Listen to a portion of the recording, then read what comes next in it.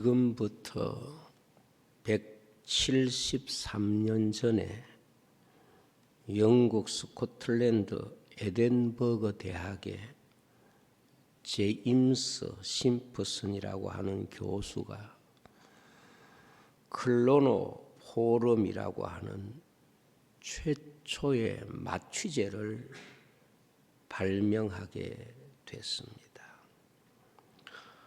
이 마취제의 발견은 인류 역사 속에 아주 획기적인 그런 발견으로서 인류에 있어서 큰 축복의 사건이라고 볼 수가 있습니다.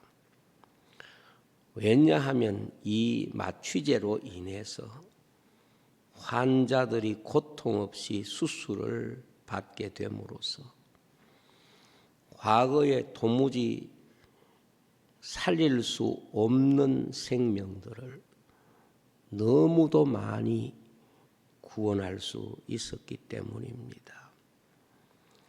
이전에는 수술의 고통으로 인하여 사람이 의학적으로 살릴 수 있는 기술이 있다고 하더라도 그 수술의 과정을 견뎌낼 수 없기 때문에 사람들이 많이 죽었기 때문입니다. 그래서 이 마취제의 발견은 사람을 치료하는 의사 선생님들에게는 마치 새로운 세상을 만난 것처럼 참으로 놀라운 사건이 아닐 수가 없었습니다. 한 번은 그가 의대생들 앞에서 강의하는 도중에 한 학생이 이분에게 질문을 했습니다. 교수님의 생애 가운데 가장 위대한 발견이 무엇이라고 생각하십니까? 이 학생의 질문은 클로노포럼이라고 하는 위대한 마취제를 발견함으로써 인류에게 생명치료의 길을 연 이분의 업적을 염두에 두고 그것이 분명할 것이라고 생각하고 질문을 한 것입니다.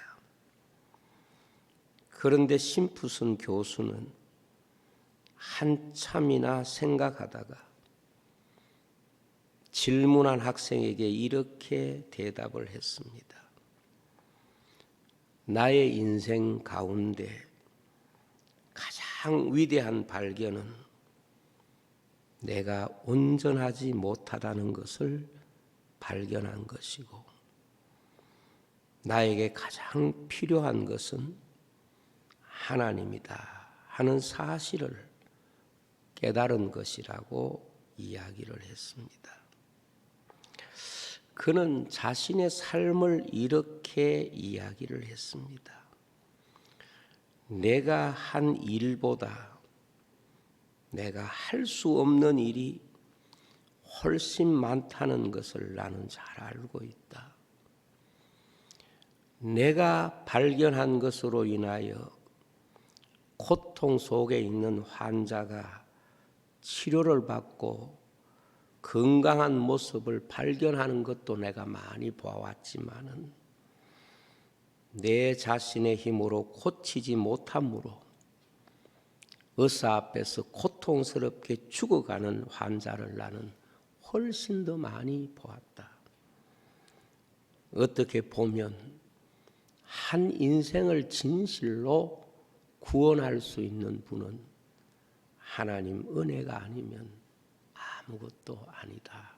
이렇게 이야기를 했습니다. 사람이 어떤 순간에 자기 삶에 대한 깨달음의 시간이 있습니다. 이것이 인생에게 있어서 가장 중요한 순간입니다. 믿음이 무엇인고 하면 지금까지 내가 깨닫지 못한 것을 깨달은 사실이고 그리고 내가 깨달은 그것을 붙잡고 사는 것이 바로 신앙생활이라고 말할 수 있습니다. 우리가 성경을 통해서 수많은 사람들의 이야기를 보게 되는데, 성경이 수많은 사람들의 이야기를 기록하고 있는 이유는 사람의 한평생을 둘로 나눌 때에 그 경계 지점이라고 하는 것은 깨닫기 전과 깨달은 이후로 나누어서 하나님은 인생을 보시고 계시다 하는 것을 알 수가 있습니다. 시편 49편 20절에 보면 존귀하나 깨닫지 못하는 사람은 멸망하는 짐승 같도다 그랬고, 잠언서 4장 19절에 보면 악인의 길은 어두움 같아서 그가 걸려 넘어져도 그것이 무엇인지 깨닫지 못한다고 말씀을 했습니다. 우리는 성경에서 깨닫는다는 것이 무엇인가에 대하여 바른 성경의 가르침을 이해하고 있어야 비로소 우리는 깨달음의 삶, 태생적인 삶이 아니라 거듭남의 삶을 비로소 살 수가 있는 것입니다. 대부분 많은 사람들이 태생적인 삶을 평생 살다가 갑니다. 그러나 예수님께서 우리에게 말씀하시는 것은 사람이 거듭난 인생, 바로 그 생명으로 우리는 하나님의 나라의 백성이 되고 하나님 나라에 들어가게 된다는 것을 말씀하고 있습니다. 그러므로 성경은 우리에게 이 깨달음의 시간이 인생의 삶 가운데 얼마나 중요한가, 이것을 말씀하고 있습니다. 첫째로 성경이 깨닫는다는 말씀의 의미는 자신의 실체를 보았다 하는 말입니다. 우리 사람에게는 두 가지 자기 모습이 있습니다. 하나는 주님이 보시는 내 모습이 있고, 다른 하나는 내가 보는 내 모습이 있습니다. 사람이 깨닫지 못할 때는 하나님이 보시는 내 모습은 보지 못하고, 사람이 알고 있는 내 모습, 또 내가 알고 있는 내 모습을 나로 인식하는 것입니다. 이것이 바로 인생이 깨닫지 못한 상태에 사는 겁니다. 사람이 깨달았다는 게 뭔고 하면 하나님이 보시는 내 모습을 비로소 내가 보게 되었다는 것을 말합니다. 하나님이 나를 어떻게 보고 계시는가를 알게 되었다는 것을 말합니다. 사람이 자기를 보지 못한다는 것은 자기가 가지고 있는 육신적인 배경이나 심리적인 요소를 모른다는 것이 아니라 주님이 보고 계시는 내 모습을 알지 못한다는 뜻입니다. 주님이 십자가 위에서 기도 드리신 것처럼 아버지여 저들을 용서하여 주옵소서. 저들이 하는 것을 알지 못함이니이다 그랬습니다. 인생이 아직까지 자기를 알지 못하는 동안에는 하나님이 하시는 일을 알지 못한다는 뜻입니다. 하나님이 하시는 일을 안다는 것은 하나님이 보시는 나를 볼 때에 비로소 우리는 내 자신을 바로 보게 되는 것입니다. 사람은 아무리 노력해도 자기의 육신적인 모든 것은 알 수 있을지 몰라도 자신의 영적인 상태는 내가 아는 것이 아니라 주님만이 알 수 있습니다. 때문에 인생이 자기 발견을 했다는 것은 주님이 보시는 나를 알 때 비로소 자기의 실체를 보는 겁니다. 라오디게아 교회를 보면 자신들이 보는 자기의 모습과 주님이 보시는 그들의 모습이 다르다는 것을 알지를 못했습니다. 그들은 자신들을 자기 자신의 눈으로 볼 때는 부자고 부족한 게 없었습니다. 그러나 주님이 라오디게아 교회를 볼 때는 가련하고 헐벗고 보지 못하는 그런 모습이었다는 것을 말씀하면서 주님께서 그들에게 하시는 말씀이 안약을 사서 발라 너 자신을 보아라 하는 말씀을 하셨습니다. 그것은 우리가 하나님 앞에서 교회 생활을 하고 믿음 생활을 한다고 하더라도 자기 자신을 보지 못하는 상태로 있을 수 있다는 것을 주님이 말씀하는 것입니다. 사람이 깨달았다는 것이 무엇입니까? 자신의 영적인 상태를 아는 것입니다. 이것은 자신의 경험으로 지식으로 알 수가 없습니다. 그래서 주님은 안약을 사서 발라 보게 하라고 말씀을 했습니다.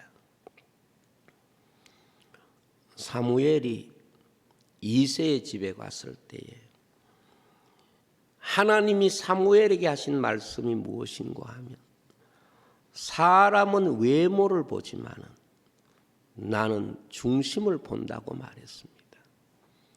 바꾸어 말하면 하나님 밖에는 인간의 실체를 볼 수 있는 분이 없다는 것을 하나님이 말씀해 주시는 겁니다. 그래서 인간이 하나님이 보시는 나를 발견할 때에 비로소 인생은 자기 인생의 깨달음이라는 게 무엇인가에 대한 인식을 하게 되는 겁니다. 성경에 다윗의 이야기가 있습니다. 다윗은 이스라엘 역사에 아주 가장 위대한 임금입니다. 그는 일생 동안 전쟁터에서 싸움을 하면서 자기 나라를 지키고 나라를 발전시킨 왕이었습니다. 그러한 다윗도 감추고 싶은 어두움이 있었습니다. 이것이 바로 밧세바의 이야기입니다. 자신의 권력을 이용해서 전쟁터에서 싸우고 있는 우리아의 아내를 취하였고 그 여인이 임신함으로 자기의 죄를 감추고 있을 때 그는 우리아를 죽이는 방법으로 자신의 죄를 은폐하려고 했습니다. 이때 나단 선지자가 찾아옵니다.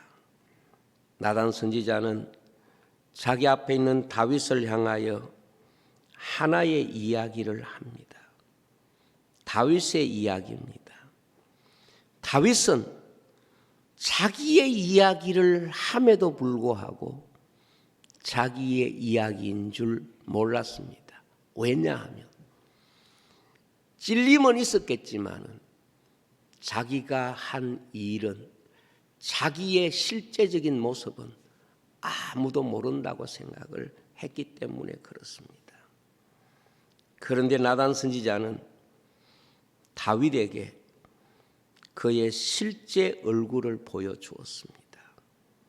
이 사건이 바로 다윗이 잃어버린 자기의 모습을 찾는 시간이고 그리고 자신의 모습을 실제로 볼 수 있는 사건이었습니다. 여러분, 다윗은 모든 사람 앞에 존경받는 제왕이었지만 하나님이 보시기에 다윗의 모습은 가장 가난한 자의 집에서 양을 뺏어서 자기 집에 온 손님을 대접하는 가장 사악한 인물이 하나님이 보시고 계시는 다윗의 모습이었습니다. 다윗은 비로소 하나님 앞에 깊이 회개하게 됩니다. 내 모습이 바로 저거였어. 그래서 다윗은 한평생 자기 자신의 실체를 깨닫고 회개합니다. 눈물로 요를 적시고 침상을 띄웠다고 고백하고 있는 것입니다. 여러분, 하나님의 말씀이 가진 기능이 여러 가지가 있겠지만 여기 나단 선지자가 가진 말씀처럼 하나님의 말씀이 가지고 있는 가장 놀라운 기능은 사람이 하나님이 보시는 나를 볼 수 있도록 도우는 거울이라고 하는 겁니다.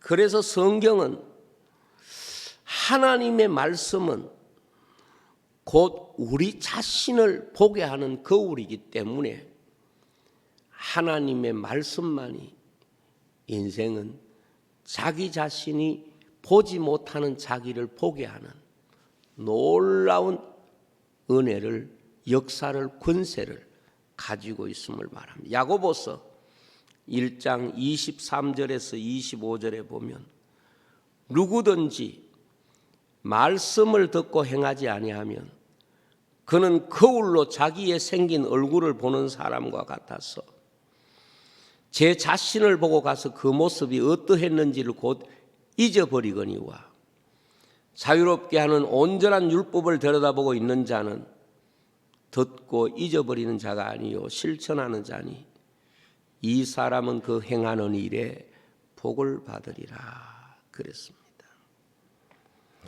악한 사람들의 특징 가운데 하나가 뭔가 하면 하나님의 말씀에 대한 거부감입니다. 하나님의 말씀을 들을 때에 이를 간다고 그랬습니다. 그 이유는 하나님의 말씀이 없으면 숨겨진 자기 자신이 드러나지 않을 터인데 하나님 말씀 때문에 자기의 악과 죄가 드러나기 때문에 그렇습니다. 그래서 예수님께서 이스라엘 백성들을 향하여 심판을 예고하시면서 말씀을 전하는 선지자들을 향해서 돌을 들고 치는 자여 이렇게 예루살렘을 보시면서 우셨던 것입니다. 여러분, 하나님의 말씀만이 인생의 실체를 보여주는 것입니다. 어떤 분이 그런 이야기를 했습니다. 저는 그 이야기가 너무도 마음에 깊이 와닿았습니다. 그것이 뭔고 하면 이 세상을 살다가 보니까 하나님의 말씀을 대신할 수 있는 게 아무것도 없더라는 겁니다. 결국은 사람이 하나님 말씀에서 벗어나서 자기 나름대로 애쓰고 노력하고 하지만은 하나님의 말씀을 대신할 수 있는 것은 아무것도 없었다는 것이고 하나님의 말씀을 대신할 수 있는 게 아무것도 없다는 말은 자기 자신에게는 내가 변하지 않고는 아무것도 답이 없었다고 하는 것으로 결론 지을 수 있었다는 겁니다. 어떤 문제 앞에서도 내가 변하지 않고 우리는 그 문제의 답을 찾을 수가 없다 하는 것입니다. 여러분, 깨닫지 못하는 것은 멸망하는 짐승 같다는 말이 무엇이겠습니까? 사람은 자기 자신이 변하지 않고는 어떤 경우라도 내 인생에 답을 가질 수가 없다 하는 것입니다. 두 번째로 깨닫는다는 것은 예수님을 내 인생 가운데 바로 알게 되었다는 것을 말합니다. 바울 사도는 예수님을 믿기 전에는 이름이 사울이었습니다. 그는 가말리엘 학문을 전수받은 학자요, 바리새인 중에 바리새인으로 철저한 율법을 지키는 율법의 준수자요, 장차 오실 메시아를 기다리는 신실한 유대교의 청년이었습니다. 그러나 그는 메시아가 이 세상에 오셨지만은 예수님을 깨닫지 못했습니다. 그래서 많은 사람들이 이단시하고 핍박하는 교회에 대하여 앞장서서 핍박을 하게 됩니다. 심지어 초대교회 서대반이 순교를 당하는 자리까지 그 스스로 적극적으로 가담을 했습니다. 이러한 사울이 예수 믿는 사람을 잡아가기 위해서 다메섹으로 가는 도중에 예수님을 만나게 됩니다. 지금까지 사울이 예수님께 대하여 아는 지식은 예루살렘에서 십자가에서 죽은 사람인데, 그는 유대인들을 선동해서 이 유대 나라를 하나님에게서 멀어지게 한다는 대제사장의 가르침에 충실히 따르는 대제사장의 종과 같은 삶을 살았습니다. 그래서 예수 믿는 사람들을 잡아가기 위해서 대제사장의 공문을 가지고 다메섹으로 가고 있을 때에 부활하신 예수님을 만나게 됩니다. 그리고 예수님은 사울아 사울아 왜 나를 핍박하느냐 이렇게 묻습니다. 이때 사울은 주여 누구이십니까? 반문할 때 주님은 네가 핍박하는 예수라고 말씀했습니다. 자, 사울은 비로소 말만 들었던 예수님을 실제로 만났습니다. 비로소 거짓말이라고 믿었던 예수님을 실제로 본 것입니다. 십자가에서 죽고 사라졌던 예수라고 생각했던 그분이 성도들이 증거한 것처럼 부활하셨다는 사실을 알게 됩니다. 이후 바울의 삶은 완전히 다른 사람이 됐습니다. 예수님을 바로 만난 사람이 바로 인생에 있어서, 역사에 있어서 깨달음이라고 하는 것을 보여준 사람이 바로 바울입니다. 진실로 바울은 그 자신을 통해서 한 인생의 깨달음이라고 하는 것을 해석한 가장 놀라운 인물이고, 그래서 주님께서는 바울을 통하여 주님의 뜻을 나타내시는 거룩소로 삼았고, 그는 초기 교회에 예수 그리스도의 복음을 교회에 해석하는 가장 중요한 사명을 감당했던 것입니다. 여기 사울과 바울의 차이가 무엇입니까? 아무 다른 차이가 없습니다. 열심의 차이도 아니고 율법의 차이도 아니고 그 자신이 갖고 있는 어떤 가치관의 차이도 아니라 사울과 바울의 차이는 예수 그리스도를 만난 차이입니다. 예수 그리스도를 만났다고 하는 요 한 가지 차이가 완전히 다른 사람이 되게 하는 겁니다. 이것이 무엇고 하면 바로 교회 이야기고, 이것이 성도의 이야기입니다. 오늘 이 땅에 있는 수많은 사람들의 차이를 나누는 것은 바로 예수 그리스도를 만났느냐 혹은 만나지 못했느냐, 그 차이라고 말할 수가 있습니다. 사람이 예수님을 만나기 전까지는 아직까지 열심 있고 학문이 있고 아무리 노력한다고 하더라도 사울이라고 하는 이름을 벗을 수가 없습니다. 바울이라고 하는 이름은 주님만이 주실 수 있는 이름이고 주님 만난 자만이 가질 수 있는 이름이고 삶이라고 말씀하는 겁니다. 계시록에 보면 구원받은 사람들에게는 새 이름을 주신다는 말씀이 있습니다. 그 새 이름이라고 하는 것은 옛날 사람과 다른 사람이 되었다는 것이고 예수 그리스도로 말미암아 전혀 다른 새로운 삶이 되었다는 것을 의미하는 것입니다. 그래서 주님께서 이렇게 말씀하셨습니다.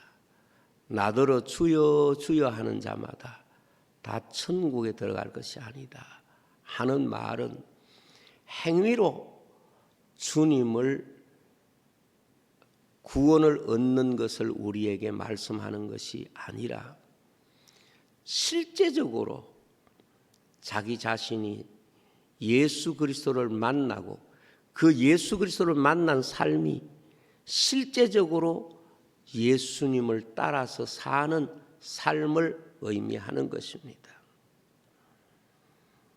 여러분, 이제 우리가 사람을 만날 때 어떤 느낌이 중요한가 하면 한 사람에게 진정으로 물어야 할 질문이 뭔가 하면 이 사람이 예수님을 만났느냐 혹은 이 사람이 예수님을 아직 만나지 못했느냐 하는 물음입니다.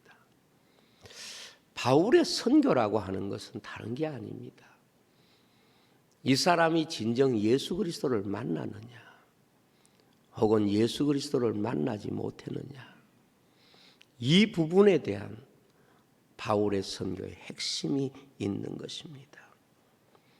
예수 그리스도를 진정으로 만난 사람은 거듭난 사람이고 특별히 다니엘서는 종말에 대한 말씀을 하고 있는데 이 종말에 우리가 가져야 되는 여러 가지 삶의 이야기가 있겠지만 궁극적으로 우리가 고백해야 되는 삶의 가장 중요한 내용은 예수 그리스도 그분만이 우리의 구주가 되신다는 이 사실을 고백하는 것입니다.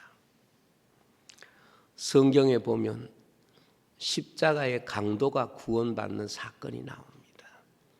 수가성 우물가의 여자가 예수님을 만나는 사건이 나옵니다.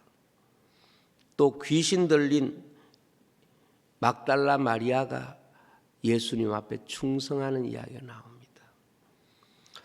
우리가 성경에 기록해서 이 사람들이 우리가 보면서 교훈을 얻을 수 있는 사람이지 이 사람들은 예수님 만나기 전까지는 말 그대로 강도입니다. 말 그대로 버려진 사람입니다.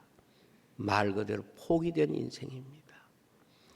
이러한 사람들이 예수님을 만남으로써 완전히 다른 사람이 되고 예수님을 통하여 그들은 새로운 삶을 살게 되었다는 것을 우리에게 설명하는 것입니다. 세상 사람들은 성도들에게 이러한 질문을 가지고 공격을 합니다. 왜 꼭 예수 믿어야 구원 얻는다고 말하느냐? 꼭 예수님을 믿어야 그것이 신앙생활이라고 말하느냐? 이렇게 질문을 합니다. 그래서 예수 안 믿으면 구원 없다는 이런 말에 대하여 굉장히 예수 믿는 사람들이 독선이라고 생각을 합니다. 그런데 말이지요.